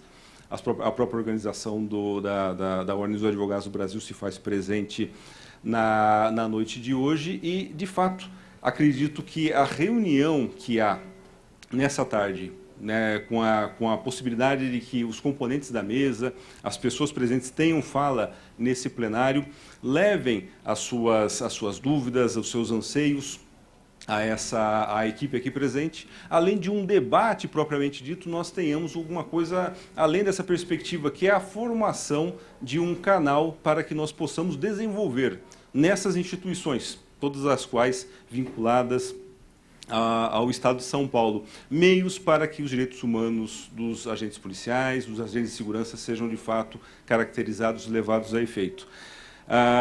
O Dr. Tomás, o coronel aqui presente, fizeram referência especificamente ao direito de defesa, a doutora Larissa também o fez, para que nós tenhamos, a partir desse prisma do direito de defesa, artigo 5º da Constituição Federal, a possibilidade de que nós tenhamos a realização desses direitos humanos concretamente. E, de fato, a Defensoria Pública, há pouco mais de um ano, por volta de um ano e um mês, ela iniciou o trabalho diretamente relacionado à defesa dos policiais militares do Estado de São Paulo na esfera criminal, na esfera civil também, né, de forma um pouco mais ampla, no Tribunal de Justiça Militar. Eu sou o defensor público responsável por essa atuação. De fato, como Sua Excelência Coronel apresentou, por enquanto constitui a Defensoria Pública do Tribunal de Justiça Militar de um defensor público, é alguma coisa que se faz de fato uma realidade e, de minha parte, enquanto órgão de execução, uma briga constante para que nós consigamos, a despeito de toda a adversidade, levar a efeito uma defesa de qualidade, uma defesa técnica que, de fato, traga ao policial militar, aquele que não tem condições de constituir um advogado, supletivamente atuando a Defensoria Pública nesse sentido, uma defesa plena, uma defesa de escola, uma defesa técnica de garbo, de gabarito, para que tenha, de fato, durante o seu processo, uma defesa altiva. O processo penal militar e o processo penal comum são bastante diversos. Nós sabemos que existem 2 códigos que indicam a forma de procedimento de cada um deles e, de fato, nós atuamos diretamente vinculados ao Código de Processo Penal Militar. Especificamente, nós temos algumas normas que não são referidas no próprio Código de Processo Penal Comum e algumas inovações que, durante as décadas, foram apresentadas ao Código de Processo Penal Comum, que, infelizmente, ainda não se tornaram realidade no Código de Processo Penal Militar. A Defensoria Pública, nesse sentido, com a diversidade que é caracterizada no momento, com um órgão de execução junto ao Tribunal de Justiça Militar, que tem como atribuição a atuação perante as 3 auditorias militares criminais, a auditoria de execução penal, as 2 auditorias cíveis, ao próprio Tribunal de Justiça Militar do Estado de São Paulo, leva a efeito estratégias específicas de defesa técnica para poder realizar um trabalho de qualidade e, eventualmente, evitar essas adversidades, buscando a formação de jurisprudência positiva em favor da defesa dos policiais militares. E nós já obtivemos alguns resultados nesse sentido, nesse um ano de atividade, mostrando, de fato, pela presença da própria Defensoria Pública, dirigida à realização da defesa, do direito de defesa, especificamente dos policiais militares nessa seara, nós buscamos e conseguimos a mudança de alguma jurisprudência do Tribunal de Justiça Militar, seja na primeira instância e na segunda instância, nesse sentido, inclusive com relação a um fato ou a um detalhe do regimento interno do Tribunal de Justiça Militar que determinava, por exemplo, a competência, na verdade, a atribuição do Ministério Público, especificamente, o doutor Pedro, as minhas desculpas nesse sentido, mas o próprio regimento interno do Tribunal de Justiça Militar, em relação a alguns recursos, determinando que somente quando existisse lide ou, não havendo lide, quando o Ministério Público atuasse no caso, é que se poderia processar aquele determinado recurso. A Defensoria Pública, nesse sentido, já conseguiu modificar essa jurisprudência em uma das câmaras do Tribunal de Justiça Militar do Estado de São Paulo. Então, acredito que, a despeito da existência de um único órgão de execução, nós conseguimos já alguma vitória e já buscando sempre a realização de jurisprudência positiva com base na atividade que nos é dedicada.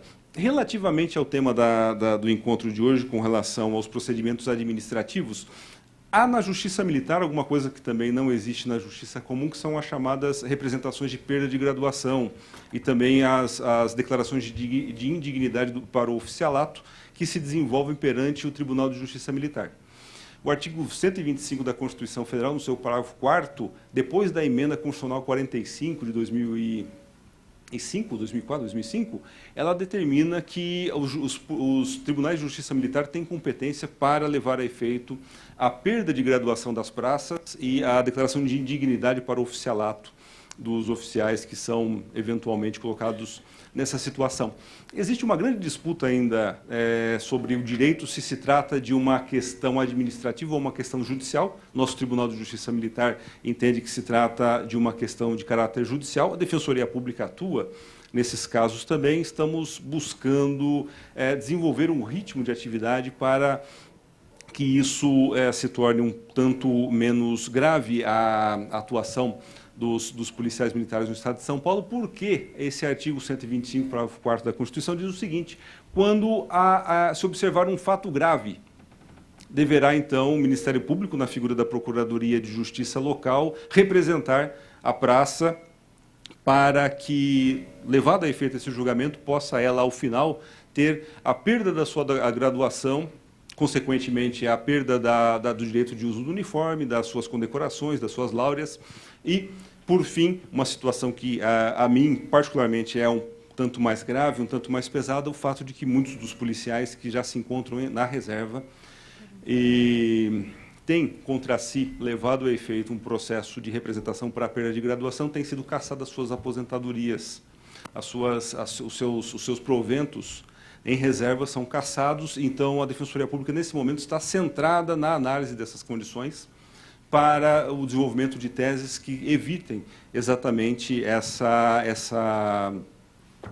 esse problema mais grave que se observa diante desses procedimentos e que, de fato, no momento de vida em que o policial necessita de um apoio, ele já possui uma certa idade, já está na reserva, já tem a necessidade específica, muitas vezes como arrimo de família, de manter o status quo dos seus entes queridos, tem caçada os seus proventos, caçada a sua aposentadoria.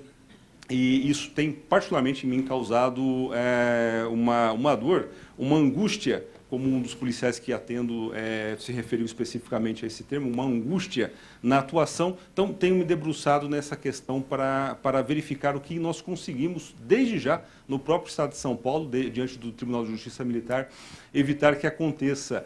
Porque, de fato, vou apresentar a Vossas Excelências tanto a Justiça, os tribunais superiores em Brasília, o Superior Tribunal de Justiça e o Supremo Tribunal Militar, de forma bastante direta, diz o seguinte: se trata de legislação estadual, não é problema meu.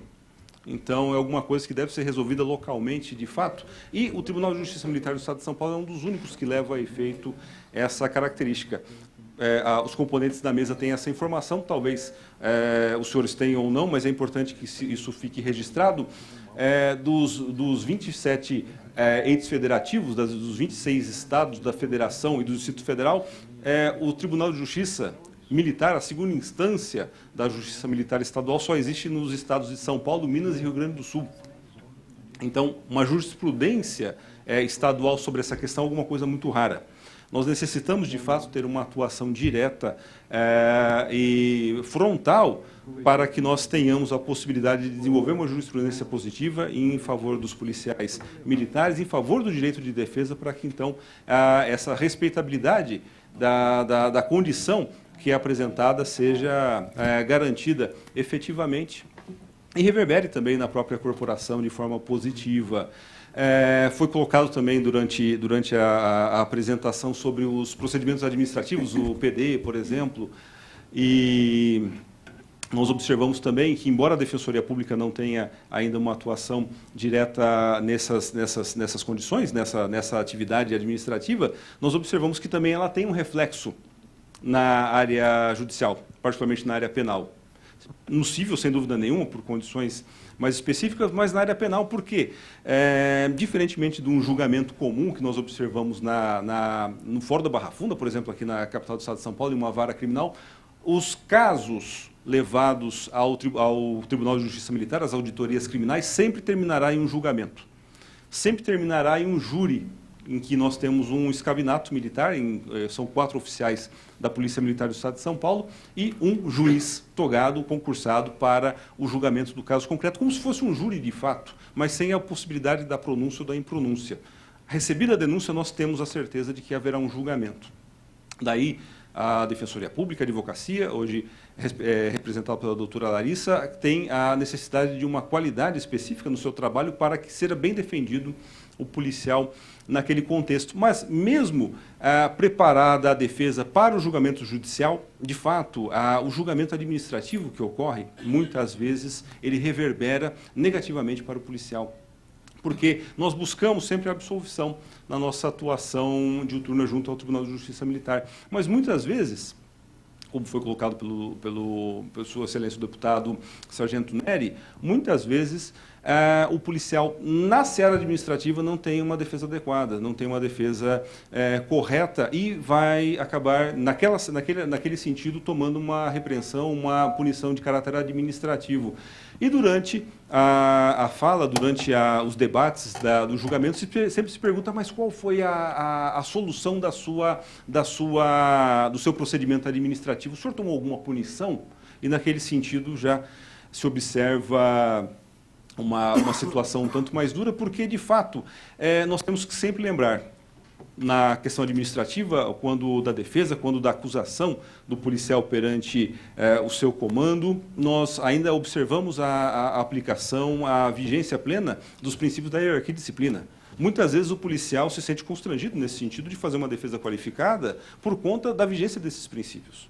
E ele, muitas vezes, em respeito ao condutor, ao encarregado do seu CD, do seu PD, ele acaba não levando a efeito uma defesa como poderia, em respeito à figura do seu comandante. E isso, obviamente, são princípios que, embora representativos, não necessariamente informam o processo judicial criminal. O resultado dessa seara administrativa acaba reverberando no próprio tribunal. Daí porque, de fato, nós observamos a necessidade de uma defesa plena, de uma defesa ativa em ambos essas searas, na seara administrativa, na seara criminal, em segunda instância, e também nas representações para perda de graduação que nós temos observado. A Defensoria Pública, há pouco tempo, no Tribunal de Justiça Militar, por volta de um ano, nós teremos a chance de, no correr dos próximos anos, das próximas décadas, levar a efeito o desenvolvimento de uma jurisprudência positiva em favor da defesa, para que nós tenhamos a certeza de fato, e não uma incerteza, mas que nós tenhamos a certeza de fato do resultado efetivo quando observados os casos na seara criminal. Reafirmo o convite que foi feito pelo Tomás. No dia 13 de dezembro de 2019, às 8h30 da manhã, no próprio Tribunal de Justiça Militar, um seminário com algumas figuras ilustres, promotores de justiça, juízes de direito, os próprios defensores públicos, presença do defensor público geral nesse dia, para que nós façamos, com esse seminário, uma comemoração do 1 ano de instalação da Defensoria Pública no Tribunal de Justiça Militar e, a partir disso, fincando, de fato, as nossas raízes nessa justiça especializada, para que elas cresçam e nós tenhamos a possibilidade de levar a efeito um trabalho de qualidade para aqueles que são colocados à nossa orientação, aos policiais militares que são usuários do nosso serviço naquela casa. Eu agradeço a atenção que me foi dispensada.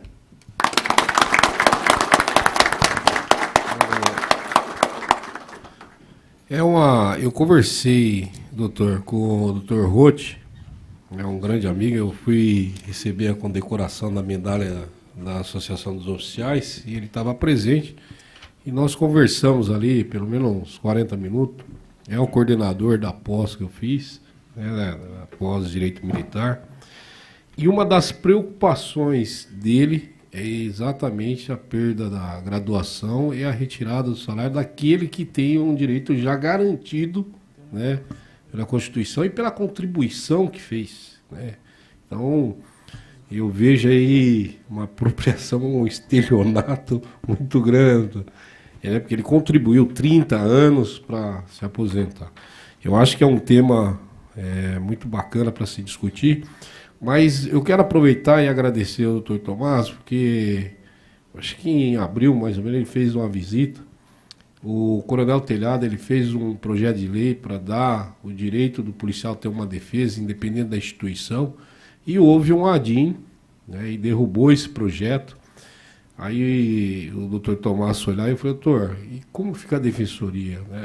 Ele falou: não, nós não tiramos o nosso defensor. Mesmo que foi dado o ADIM, nós mantivemos ele lá e ele vai ficar.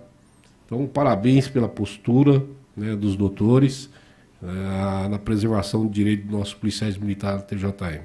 Eu vou deixar o coronel comentar sobre um tema que ele acabou de falar para mim, que vocês vão ver que é um absurdo.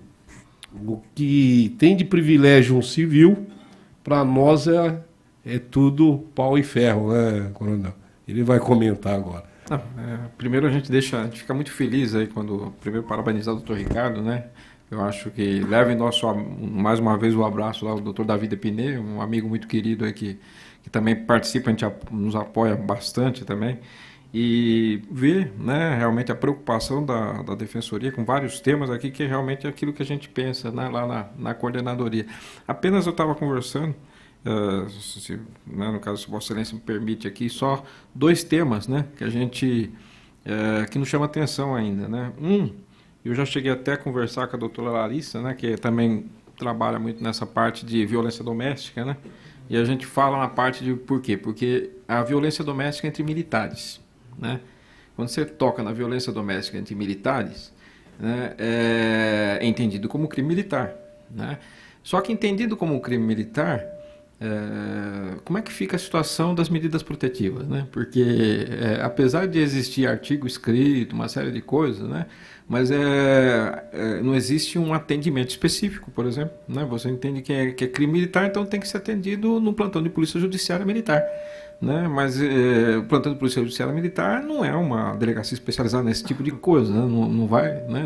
O máximo que você consegue colocar ali é, às vezes, uma policial feminina para atender e tal, mas isso não seria o adequado, né? Eu cheguei até a conversar isso com o coronel Marcelino, né? Então isso preocupa a gente e faz com que muitas vezes essa ocorrência acabe indo para um distrito policial, né? Por quê? Porque, e mesmo envolvendo militares, né? Porque na busca da medida protetiva, né? Porque ela precisa da medida protetiva, né? E uma outra coisa que chama atenção, né, é a situação da audiência de custódia, né? Por quê? Porque, por exemplo, o policial, eu lembro que foi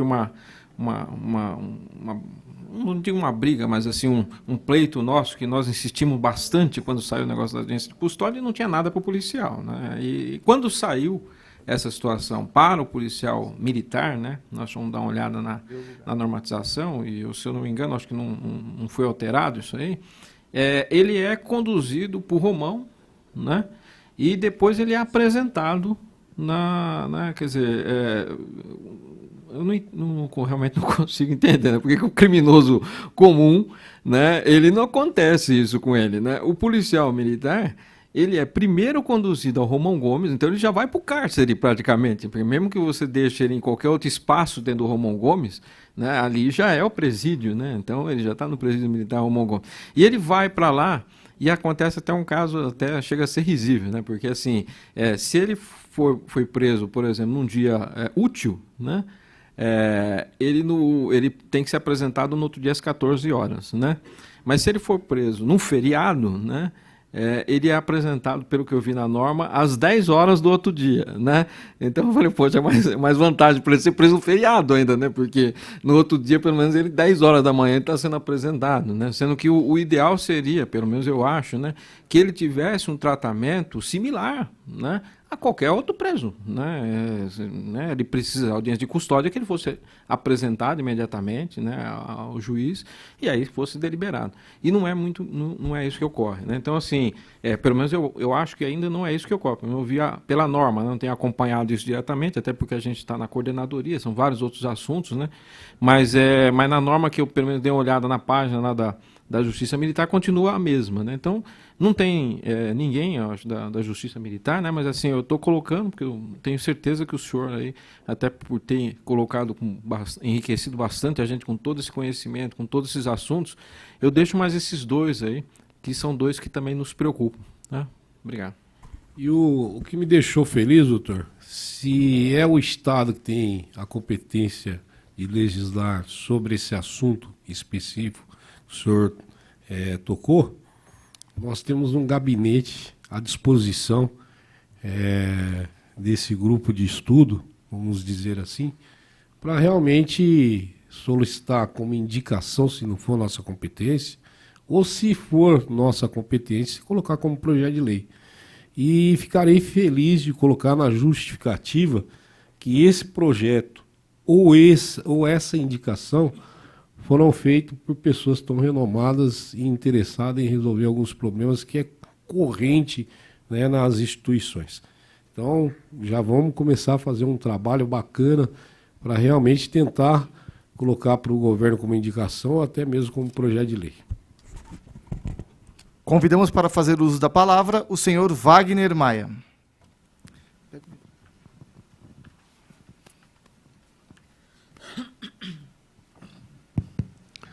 Olá, boa noite.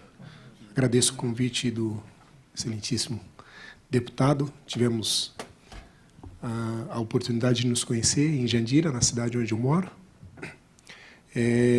Há aproximadamente 4 anos eu faço um trabalho de capelania dentro da Polícia Militar, sendo voluntário da Associação PMs de Cristo. Nessa ocasião fui motivado pelos meus estudos, iniciei os meus estudos na parte de suicidologia e eu vim para cá com um discurso preparado e diante das coisas que eu ouvi mudou tudo, e porque o que eu mais ouço dentro das companhias de polícia onde vou lá ajudar os policiais militares é que não existe ninguém por eles.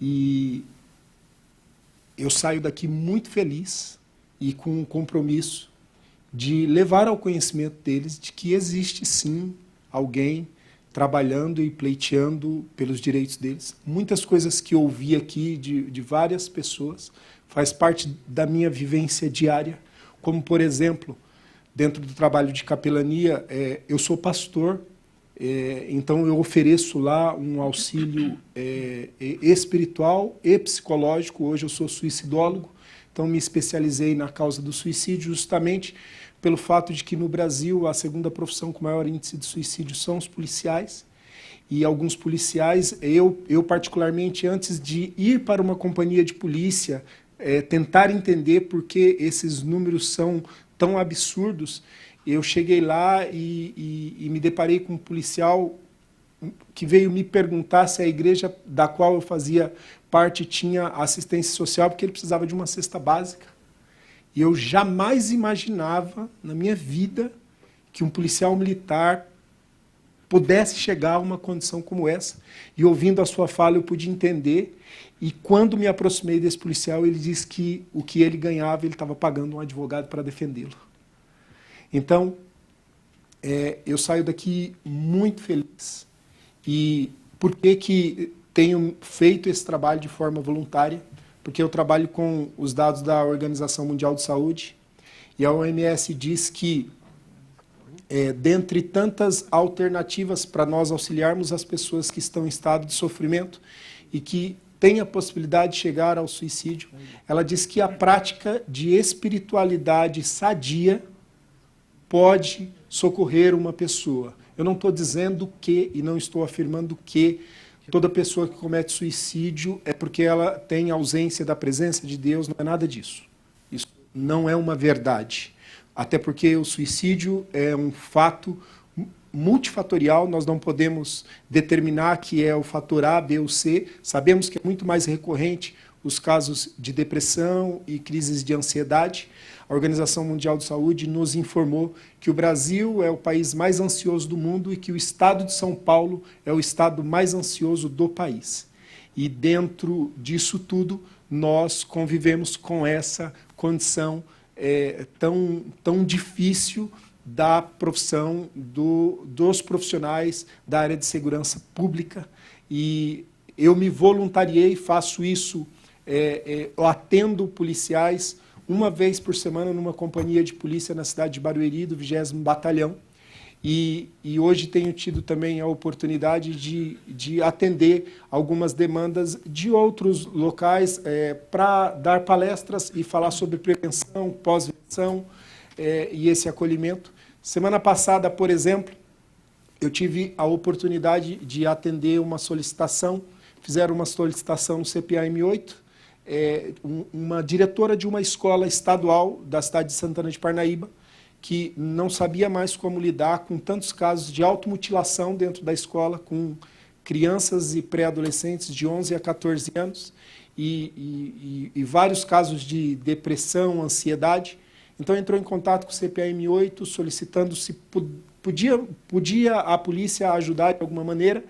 E a polícia hoje tem um trabalho muito interessante que faz dentro das escolas, que é do PROERD, mas o PROERD trabalha especificamente com a prevenção de drogas. E aí eu tive o privilégio de acompanhar alguns policiais que fazem parte do PROERD, e lá nós conversarmos, abrimos espaço para essa fala. Por que é tão interessante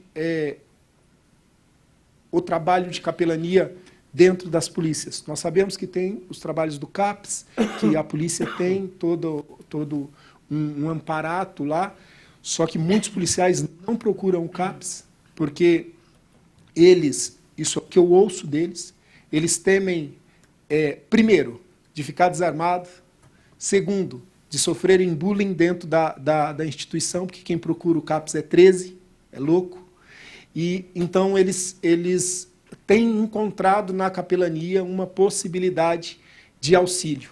E não é difícil, basta ter dedicação. Eu não sou militar, não tem ninguém na minha família que é militar, e eu estou tentando ocupar um lugar na sociedade de sair de uma condição apenas de um crítico, de alguém que se aproximou dos profissionais de segurança pública para dizer para a sociedade que eles não são marginais, porque, infelizmente, no Brasil, o profissional de segurança pública é visto pela sociedade com uma visão marginalizada, e de que eu estou querendo gritar para a sociedade que é possível nós ajudarmos eles. O que eu mais faço na Polícia Militar, eu não sou psicólogo, mas o que eu mais faço na Polícia Militar é ajudar pessoas simplesmente ouvindo e oferecendo os meus olhos para que eles se sintam ouvidos.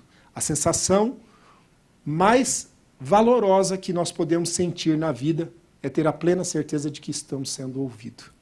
E eu tenho diariamente conversado com policiais e feito a pergunta para eles se eles sabem qual é a diferença entre viver e existir.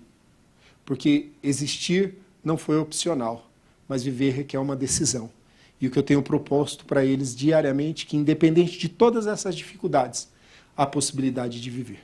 Eu agradeço aqui a oportunidade, me coloco à disposição para que vocês queiram conhecer um pouco mais do trabalho de capelania e do nosso trabalho de suicidologia. Muito obrigado.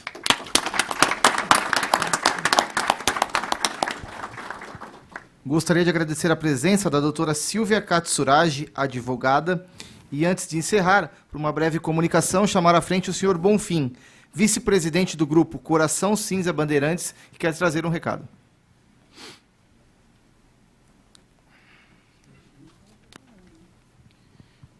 Eu quero cumprimentar todos, senhor deputado, toda a bancada, todos os amigos presentes nesta noite. É um privilégio estar aqui e poder fazer uso desse microfone. Eu represento o Grupo Coração Cinza Bandeirantes, eu sou ex-cabo Bonfim, fui demitido da corporação, e, ouvindo a fala de todos, eu gostaria de fazer uma solicitação nesta noite, que houvesse, por parte das autoridades, um maior empenho para saber o que acontece e como que funciona. Porque os policiais militares respondem em 3 esferas. TJM, se passar pelo TJM, vai responder o CD. Se passar pelo CD, vai responder uma corregedoria. Como na fala do nosso deputado, fica bem notório, um certo conselho, uma certa repreensão resolveria, mas não. Para os praças, são usado o rigor da lei. O rigor da lei é a demissão. Praticamente, de um disparo de arma, de uma discussão, eu gostaria que houvesse mais imparcialidade no TJM. Imparcialidade fosse um tribunal de justiça, não de injustiça. Fizesse verdadeiramente justiça pelo ser humano. Tudo que foi comentado aqui eu passei.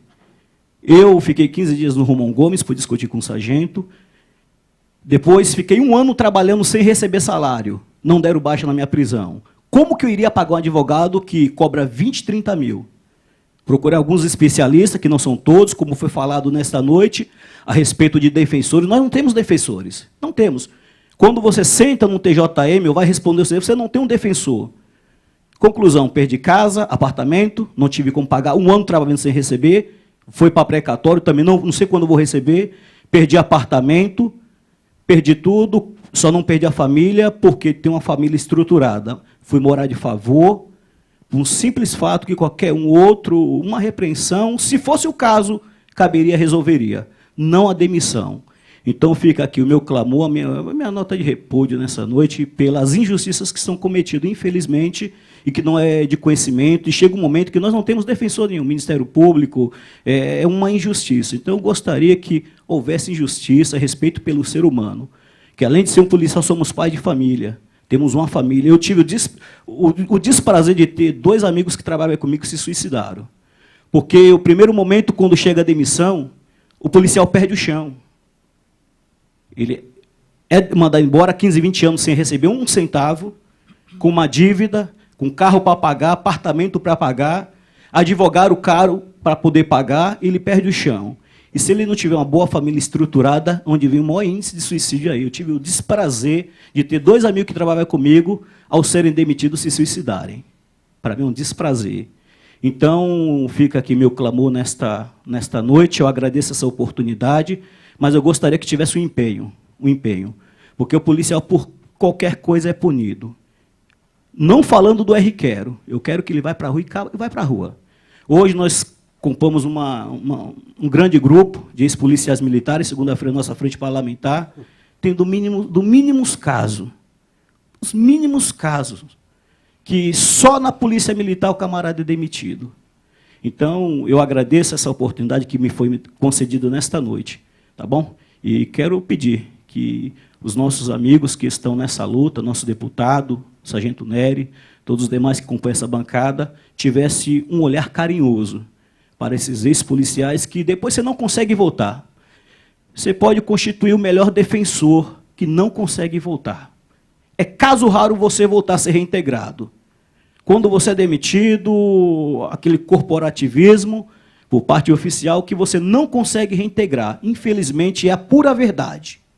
Pode conversar com 1000 ex-policiais, pode constituir. Eu tenho amigo meu que gastou 60 mil com advogados, melhores advogados.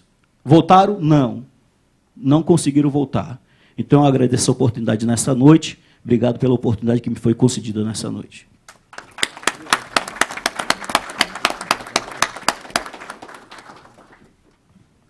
Mais alguém deseja fazer uso da palavra? Zacarias, quer falar? Não? Não, você quer?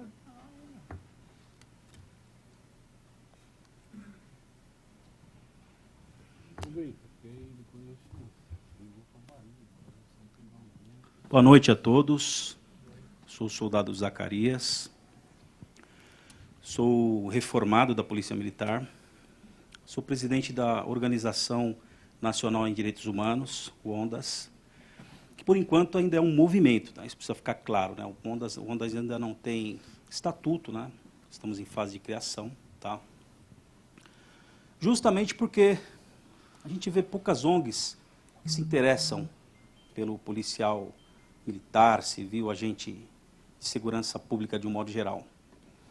E eu tive essa ideia quando eu ainda estava, tive o desprazer de ser preso no Romão Gomes, né? Justamente por conta de uma discussão com o superior, e nós temos um regulamento disciplinar, um Código Penal Militar que é implacável, né? Bom, mas o que acontece é que assim, eu não tenho conhecimento jurídico que os nossos colegas que estão aqui têm, conhecimento acadêmico, né? Eu tenho conhecimento empírico, conhecimento do dia a dia na polícia. Eu acredito que nós temos, por exemplo, a nossa família, né? A família, todo mundo sabe que é a célula máter da sociedade, tá? Na minha família, por exemplo, não é questão de machismo, né? Mas se aparecer um rato lá, quem vai pegar o rato vai ser eu, não vai ser minha esposa, tá? E então existe uma certa hierarquia, queira ou não queira, existe uma hierarquia dentro da nossa casa. O esposo geralmente ele tem, não é que ele vai dar a última palavra ali, mas ele tem ali uma precedência ali sobre a esposa e assim sucessivamente, né? O filho mais velho para com os irmãos mais novos, tá?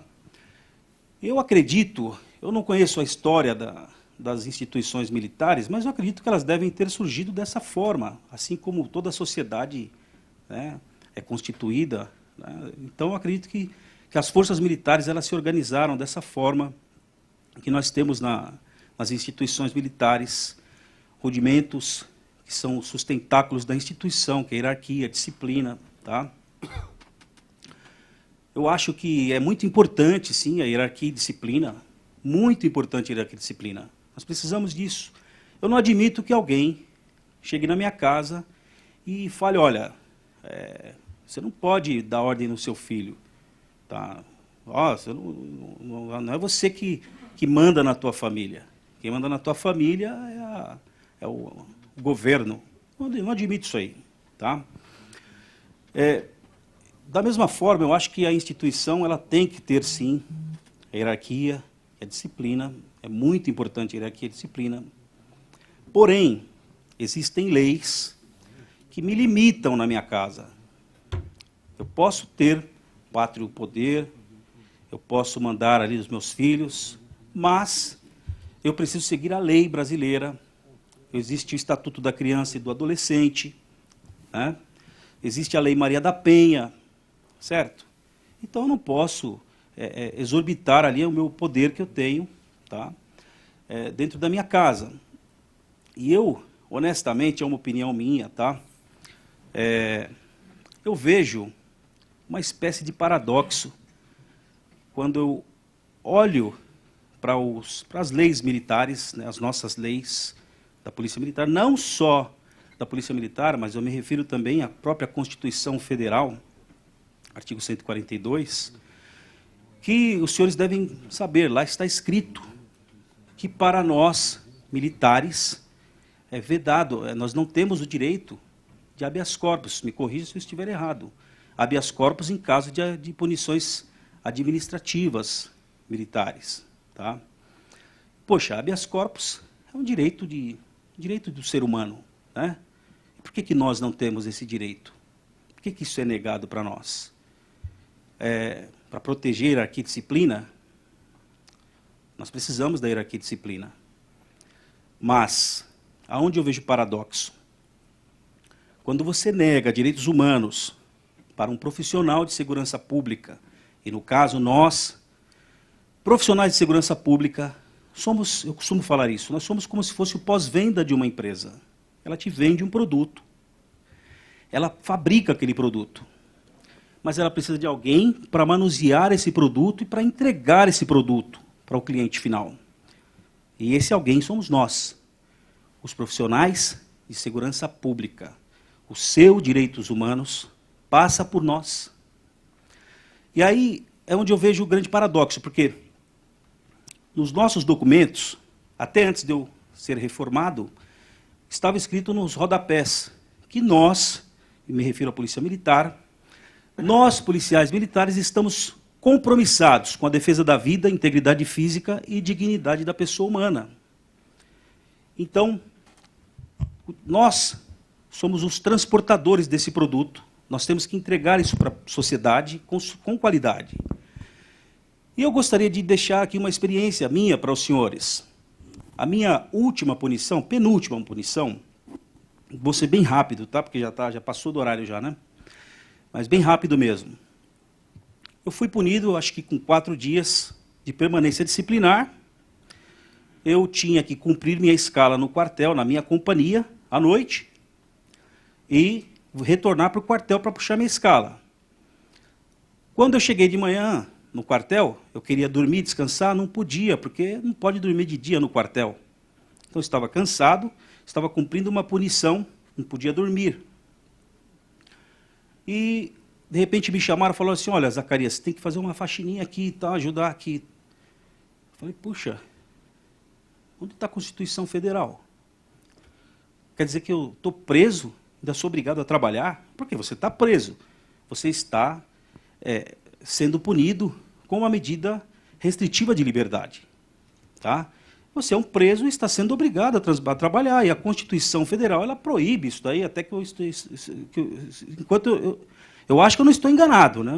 Nós temos aqui pessoas formadas em direito, acho que a Constituição proíbe que o preso seja forçado a trabalhar. Exceto no caso do cumprimento da nossa escala, que a gente tem. Né? Então, o que acontece? Quando chegou a noite, eu fui descansar, tá, para encurtar. E, na hora de descansar, começou aquela barulheira no alojamento, não conseguia dormir, e não tinha jeito, o alojamento não era próprio para preso. Tá? E, de manhãzinha, eu tive que cumprir minha escala de serviço. Então, imagine só os senhores, é isso que eu quero que os senhores entendam, tá? Imagine só esse policial vestindo um uniforme e atendendo o cidadão e levando direitos humanos para essa pessoa. Imaginem só, o senhor chega para aquele policial que está nessas condições e fala, policial, você sabe onde é que fica a rua tal? Esse policial vai falar, meu amigo, está escrito taxista aqui, está escrito, sei lá, em balcão de informações, meu amigo, dá licença, vai procurar sua turma. É mais ou menos isso que vai acontecer. É óbvio que nós temos regulamentos, né, para regular a atitude nossa. Isso não é certo, não estou falando que é certo, mas é o que vai acontecer. E nós, como o pós-venda desse produto, direitos humanos, né, nós temos que ter direitos humanos. E não me refiro apenas aos policiais militares, também policiais civis, agentes, a polícia penal, né? Polícia penal agora, né? Tá? Me refiro a todos os irmãos da segurança pública. E gostaria de deixar um apelo aqui, para que as nossas autoridades, que têm o poder de fazer essa mudança no regulamento disciplinar, que elas se atentem para isso, porque nós estamos falando de uma instituição, de instituições que trabalham com direitos humanos. E nós, como policiais, nós precisamos ter direitos humanos. E eu encerro a minha fala, como sempre, deixando o mesmo recado de sempre do Ondas. Policial, sem direitos, não se faz direitos. Muito obrigado.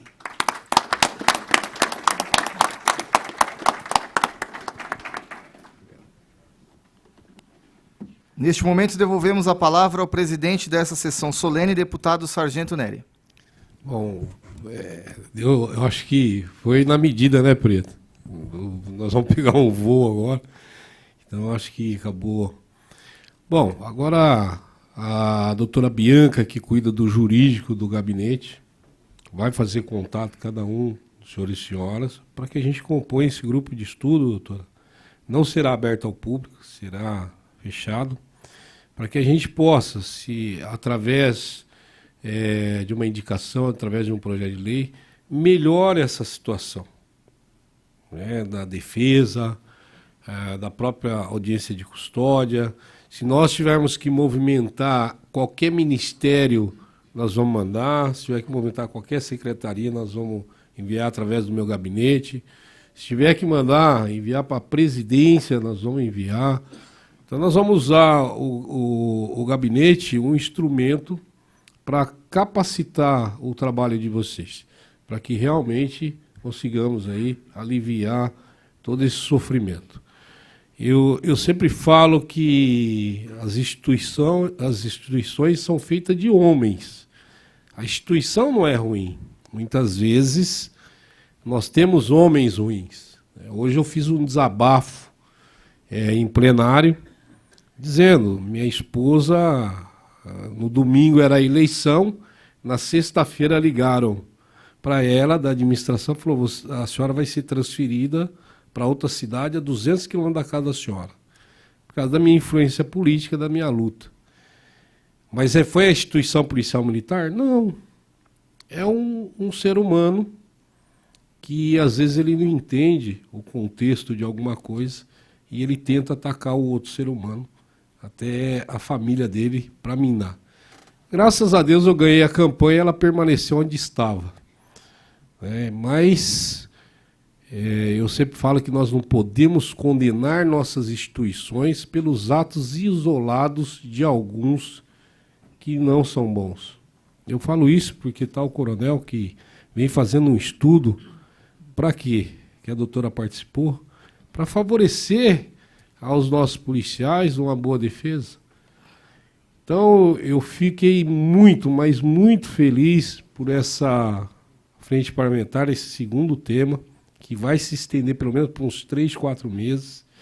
Nós não esperávamos plateia, porque divulgamos pouco, até porque nós queríamos realmente trazer e conscientizar a mesa do grupo de trabalho. Então, a única coisa que eu peço a cada um dos senhores e senhoras, que a doutora Bianca vai entrar em contato isoladamente e vai tentar marcar essa reunião. Nós vamos usar as dependências aqui da Assembleia para que possamos discutir. Eu quero estar presente, ajudar, discutir esse tema e desenvolver através dele pedidos. Seja para o Coronel Salles, seja para o nosso governador, para o secretário de Segurança Pública, para quem for.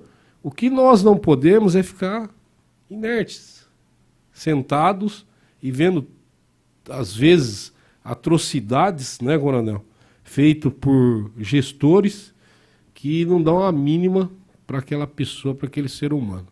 Eu estive na corregedoria e eu tenho uma admiração muito grande pelo coronel Marcelino, pela pessoa que ele é. Ele mostrou um procedimento e falou, olha aqui, Nery, estão querendo mandar esse policial embora. Ele estava de serviço, aí chegou a ronda, ele estava dormindo, aí colocaram abandono de posto. Ele falou, já não é abandono de posto, que tinha outro policial.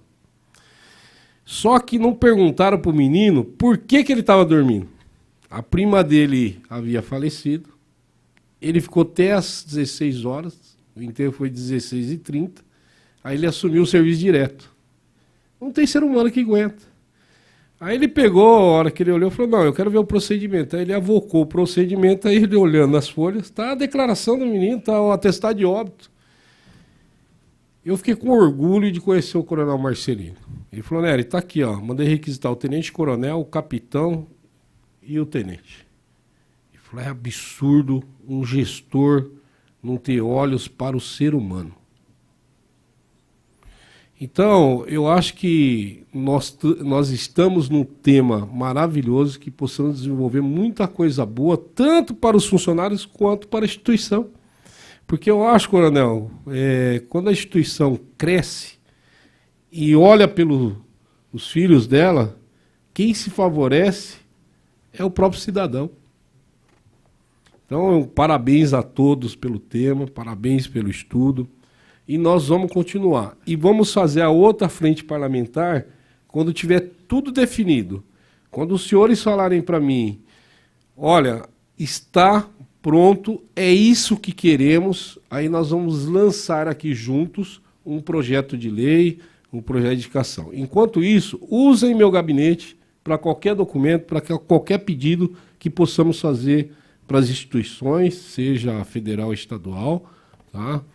E nós vamos também, através da Comissão de Segurança, porque eu sou vice-presidente, se chegar ao extremo de nós precisarmos de algum secretário para resolver alguns problemas nesse sentido, se for recusado, nós vamos requisitar e convidá-lo para responder isso na Comissão de Segurança Pública. Aí terá todos presentes. O que nós queremos? Nós queremos forçar? Não. Nós queremos que essas autoridades venham conosco tentar buscar essa solução e resolver alguns problemas que muitas vezes levam até os nossos policiais à morte. Eu acho que o índice de suicídio está aí para provar. E eu tenho certeza que essa ponte entre a justiça ser feita será criado por esse grupo. Eu tenho convicção pelas pessoas que aqui se encontram. Obrigado, boa noite. E agora nós vamos ter que correr, viu, Preto? Fiquem com Deus. Obrigado, coronel. Obrigado, doutora, doutor. E conto com vocês. Obrigado. Esgotado o objeto da presente sessão, a presidência agradece às autoridades, a toda a equipe, aos funcionários do Serviço de Som, do Cerimonial, da Imprensa da Casa, da TV Legislativa e a todos que, com suas presenças, colaboraram para o êxito desta solenidade. Está encerrada a presente sessão.